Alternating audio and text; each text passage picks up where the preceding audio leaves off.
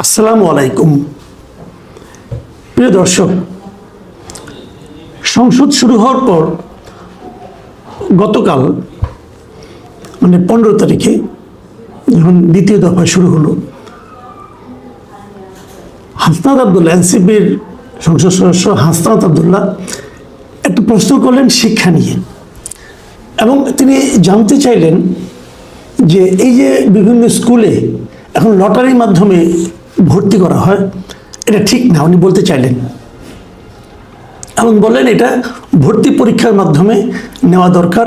তা না হলে যেটা হয় যে পরবর্তী সময়ে ফিডার ইনস্টিটিউশন থেকে ভালো শিক্ষার্থী আসে না, এই যুক্তিটা উনি দিলেন এবং লটারির পদ্ধতি যেটা ছিল সেটাকে বাতিল করার কথা বললেন।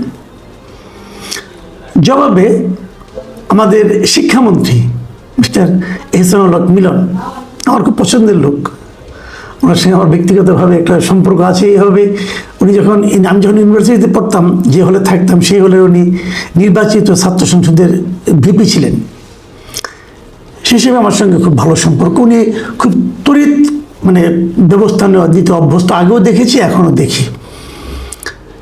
উনি সেখানে বললেন যে এটা নিয়ে আগে যেটা ছিল লটারি সিস্টেম, সেটা আদৌ ভালো কিনা উনি ভালো বলে উনি মনে করেন না, এবং কি করতে হবে আগামীতে এটার জন্য উনি বিভিন্ন স্টেক হোল্ডার যারা আছে, অভিভাবক যারা আছে, অভিভাবক এবং আরও যারা এর সঙ্গে সম্পর্কিত তাদের সঙ্গে বসবেন, বসে কথা বলবেন।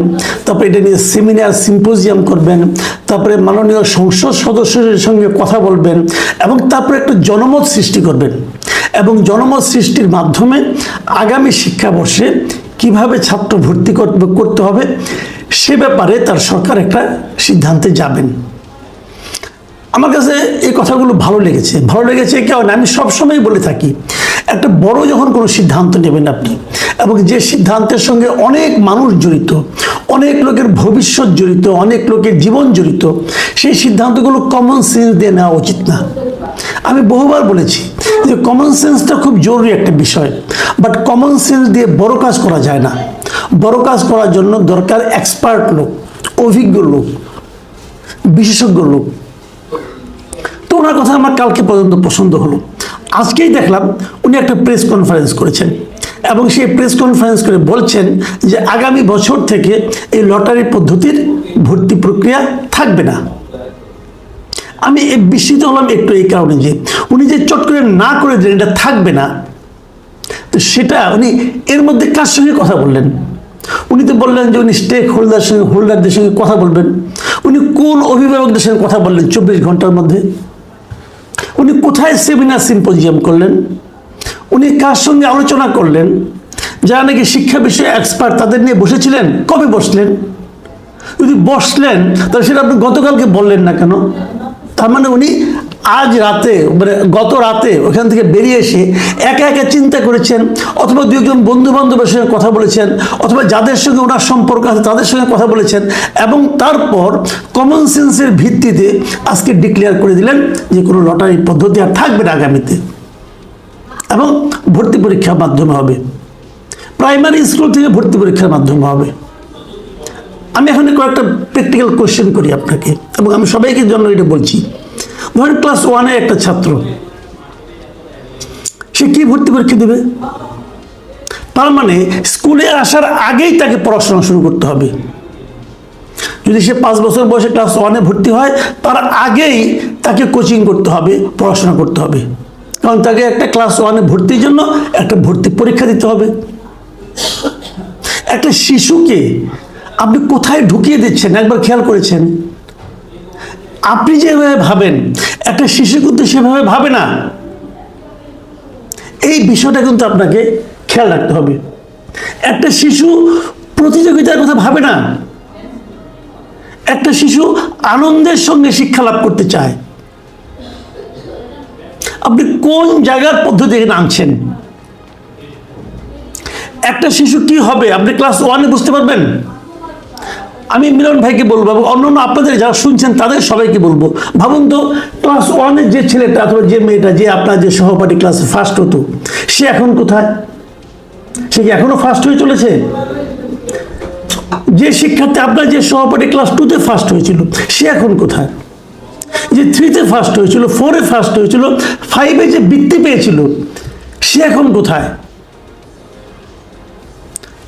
মানে এগুলি আপনি ক্লাস 4-5-এ একটা স্টুডেন্টের ভবিষ্যৎ বিচার করতে পারবেন না। তাহলে তখন আপনি কেন তাকে এক জায়গায় নিয়ে যাচ্ছেন? আমার এক বন্ধু বলেছিল এই যে বড় বড় স্কুলগুলি, কলেজগুলো, এই যে নটরডেম কলেজ অথবা হলি ক্রস কলেজ অথবা ভিকারুননিসা কলেজ, এদের স্টুডেন্ট তো ভালো রেজাল্ট করবেই। এই কারণে করবে, সব ভালো স্টুডেন্টরা তো এখানে আসছে। একটা মনে করেন স্টুডেন্ট, একটা মেয়ে মনে করেন তার ফ্যামিলি মিরপুর থাকে, উত্তরায় থাকে, তার কিন্তু লক্ষ্য থাকে আমি আমার বাচ্চাকে আমি হলি ক্রসে ভর্তি করব অথবা ভিকারুননিসায় ভর্তি করব। ধরা যাক সে ভর্তি হতে পারলো, সবচেয়ে ভালো স্কুল, ওইখানে একটা স্কুল আছে প্রাইমারি স্কুল অথবা হাই স্কুল, সেই স্কুলের স্টুডেন্টটাকে আপনি ভিকারুননিসায় ভর্তি করলেন, সবচেয়ে ভালো স্টুডেন্টগুলি ভিকারুননিসায় আসলো এবং এখানে রেজাল্ট ভালো হবে, এটা আপনি দেখলেন। কিন্তু আপনি পাশাপাশি এটা দেখলেন যে এখানকার সবাই ভালো করছে, এই কারণে যে সব ভালোগুলো স্টুডেন্ট এখানে এসেছে। কিন্তু এদের আসা যাওয়ার জন্য এই পরিবারটার মধ্যে যে কষ্টটা নেমে আসলো, যে ভোগান্তিটা আসলো, এই মেয়েটার জীবনে সকালে ঘুমের থেকে ওঠার পর যে প্রেশারটা শুরু হলো, স্কুলে যাওয়া, পৌঁছতে হবে, স্কুল থেকে বাসায় ফিরতে হবে, এটা কি ওর জীবনটাকে স্বাভাবিক রাখছে? পাশাপাশি অন্য অন্য স্কুলে যেখানে সমস্ত ভালো স্টুডেন্টগুলো একটা স্কুলে চলে আসলো, তাহলে ওই স্কুলগুলির কি হলো? ওই স্কুলে যারা স্টুডেন্ট আছে তারা তো সেই গুরুত্বটা পালো না। তাহলে সিস্টেমটা কি? দেখেন আপনার শরীরে, ধরেন আমি উদাহরণ দিয়ে বলি, আপনার শরীরের একটা অংশ হঠাৎ করে মোটা হয়ে গেল, ধরেন মাথাটাই অনেক বড় হয়ে গেল, হাত পাগুলি চিকন চিকন হয়ে গেল, এটা কিন্তু আপনার স্বাস্থ্যের লক্ষণ না, এটা আপনার অসুস্থতার লক্ষণ। সব ভালো স্টুডেন্টরা পড়লো হলি ক্রসে, এটা কিন্তু সারা দেশের শিক্ষা ব্যবস্থাকে ভালো বলে প্রমাণ করে না। যে দেশের সব স্কুলে সমান সুযোগ থাকবে সেটাই ভালো স্কুল, আর একটা স্কুলে ভালো স্টুডেন্ট থাকবে, খারাপ স্টুডেন্ট থাকবে, সবার মধ্যে একটা প্রতিযোগিতা হবে। সব ভালো ভালো এক জায়গায় রাখলে পরে কিন্তু আপনি একটা নির্দিষ্ট শ্রেণীর জন্য বৈষম্য করছেন, তাদের জন্য একটা বাড়তি সুযোগ দিচ্ছেন। এই বাড়তি সুযোগটা কিন্তু সোসাইটিকে একটা সাম্য অবস্থায় নিয়ে আসে না। আমি বুঝতে পারি না, হাসনাত আব্দুল্লাহ উনি নিজে কোচিং টোচিং করান, তো তাই মনে করেন যে ভালো স্টুডেন্টগুলো এক জায়গায় আসলে বোধহয় ভালো হয়ে যায় না, সেটা ভালো হয় না। কোচিং সিস্টেমটাই তুলে দিতে হবে, এতে হাসনাত আব্দুল্লাহ সাহেবের ইনকাম কমে যাবে, কিন্তু এই সিস্টেমটাই তুলে দিতে হবে। একটা ছেলে ক্লাস 1-এ ভর্তি হবে, তার আগে তাকে কোচিং করতে হবে কেন? একটা স্টুডেন্ট ক্লাস 10 পাস করলো, এসএসসি পাস করলো, ইন্টারমিডিয়েটে ভালো কলেজে যাওয়ার জন্য তাকে কোচিং করতে হবে কেন? ভর্তি পরীক্ষাটা প্রকারান্তরে কোচিং সিস্টেমটাকেই উৎসাহিত করে। আমি কোচিংয়ে যাবো কেন? ইন্টারমিডিয়েট পাস করেছে, এখন ইউনিভার্সিটিতে যাবে, তাকে কোচিংয়ে যেতে আপনি বাধ্য করছেন কেন? আপনি এমন সিস্টেম কেন তৈরি করছেন যার মাধ্যমে কোচিং সিস্টেমটাই উৎসাহিত হয়? এটা ঠিক না। আপনি ভাবেন একটা কথা, আমি আরো উদাহরণ দিয়ে বলি আপনাদেরকে। ক্লাস 5-এ ভর্তি হবেন আপনি, অথবা ক্লাস 5 থেকে 6-এ ভর্তি হবেন, অথবা ক্লাস 10 ইন্টারমিডিয়েট ভর্তি হবেন আপনি। একদম গ্রামের একটা স্কুলে ক্লাস 10-এর স্টুডেন্ট আর ঢাকা শহরে একটা ক্লাস 10-এর স্টুডেন্ট, তাদেরকে সমান সুযোগ পাচ্ছে? এখন সমস্ত গ্রামের লোককে আপনি ঢাকায় নিয়ে আসবেন? আনবেন না। বরঞ্চ অনেকে বলে না না আমি আমার শিক্ষা ব্যবস্থা যতই হোক আমি পোলাপানকে, বাচ্চাদেরকে পড়াশোনা করার জন্য আমাকে ঢাকায় থাকতে হয়। আপনি দেখবেন অনেকে বলে কিন্তু সরকারি চাকরি করে, হয়তো বদলি করে দিল মেহেরপুর, সে মেহেরপুর যাচ্ছে, তার সংসার থাকছে ঢাকায়। কেন? ঢাকায় পড়াশোনার সুবিধা ভালো, ওখানে সুযোগ সুবিধা ভালো না। শিক্ষামন্ত্রীর দায়িত্ব কি? শিক্ষামন্ত্রীর দায়িত্ব যে এই লোক যেন মেহেরপুর তার সন্তান নিয়ে অবলীলায় চলে যায়, কারণ সেখানেও সে ঢাকার মধ্যে একটা ভালো শিক্ষা পাবে, এই ব্যবস্থা করা। এটা হলো শিক্ষামন্ত্রীর দায়িত্ব। শিক্ষামন্ত্রীর দায়িত্ব মেহেরপুরের মেধাবী স্টুডেন্টটাকে ঢাকায় এনে পরীক্ষা দিয়ে ভালো একটা স্কুলে চান্স পাওয়ানো নয়।